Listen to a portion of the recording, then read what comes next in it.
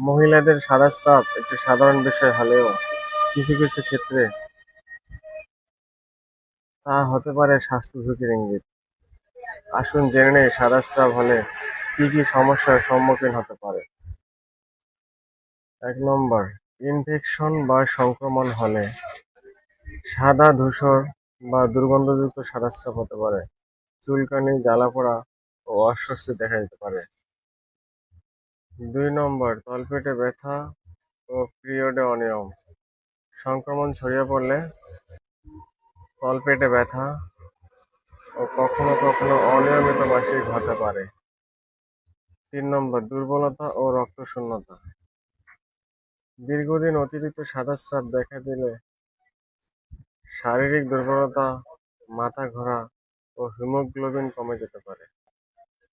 ৪ নম্বর, যৌন মিলনে অস্বস্তি ও তলপেটে প্রচুর ব্যথা হতে পারে।